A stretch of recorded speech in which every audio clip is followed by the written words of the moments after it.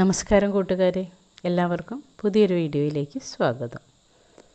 പൂർവികർ കൈമാറിയ പാരമ്പര്യങ്ങളുടെ ആഘോഷമാണ് നമ്മുടെ ഉത്സവങ്ങൾ. മിത്തുകൾ, ജീവൻ വെച്ചാടുന്ന തെയ്യക്കോലങ്ങളുടെ ത്രസിപ്പിക്കുന്ന പ്രകടനങ്ങളും അലങ്കാരപൂർണമായ ഘോഷയാത്രകളും ഉൾപ്പെടുന്ന ഉത്സവങ്ങൾ കേരളത്തിൻ്റെ ഏതെങ്കിലും ഒരു ദിക്കിൽ എപ്പോഴും ഉണ്ടാകും. വിഭിന്നങ്ങളായ പാരമ്പര്യങ്ങളെ തനിമ ചോരാതെ ചേർത്ത് പിടിക്കുമ്പോഴും കാലാധിവർത്തിയായ പാരമ്പര്യം കൊണ്ട് ജാതിമത ദേശഭേദമില്ലാതെ കേരളീയമെന്ന ഒറ്റ വികാരം ഓർമ്മിപ്പിക്കുന്നതാണ് ഈ മണ്ണിൽ അരങ്ങേറുന്ന ഓരോ ഉത്സവത്തിൻ്റെയും കാതൽ.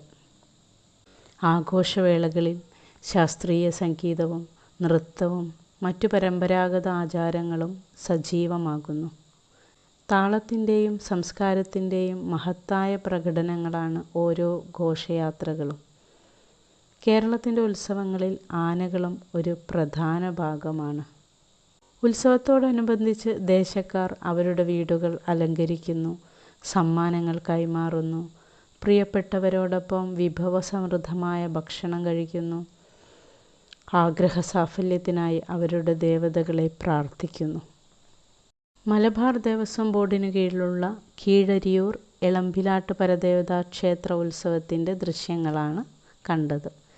കിരാതമൂർത്തി രൂപത്തെയാണ് ഇവിടെ ആരാധിക്കുന്നത്.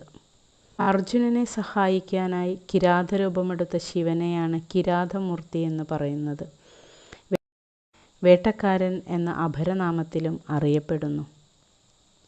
പാശുപതാസ്ത്ര സമ്പാദനത്തിനായി പാണ്ഡവനായ അർജുനൻ പരമശിവനെ ധ്യാനിച്ച് കഠിന തപസ് അനുഷ്ഠിച്ചു. തപസ്സിൻ്റെ പാരമ്യത്തിൽ സ്വതേ ക്ഷിപ്രപ്രസാദിയായ ഭഗവാൻ പാർത്ഥന് അഭീഷ്ടവരം നൽകുവാൻ അമാന്തിക്കുന്നത് കണ്ട പാർവതി പരിഭവിച്ചു. അപ്പോൾ ഭഗവാൻ ഒരു കാട്ടാള വേഷം ധരിച്ച് താപസ സ്ഥലത്തേക്ക് പുറപ്പെടുന്നത് കണ്ടു പരിഭ്രമിച്ച പാർവതി ശങ്കിച്ച് ഇതെന്താണെന്ന് ചോദിച്ചു. അഹങ്കാരിയായ അർജുനന് ഗർവശമനം വരുത്തിയിട്ടല്ലാതെയുള്ള വരദാനം ഫലം ചെയ്യില്ലെന്ന് ശിവൻ മറുപടി പറഞ്ഞു. അപകടമെന്തെങ്കിലും സംഭവിച്ചേക്കുമെന്ന് ഭയന്ന് പാർവതിയും കാട്ടാളത്തിയുടെ വേഷത്തിൽ കൂടെ കൂടി. ഇങ്ങനെ കാട്ടാള വേഷധാരിയായ ശിവനെയാണത്രേ കിരാതമൂർത്തിയായി ആരാധിക്കുന്നത്.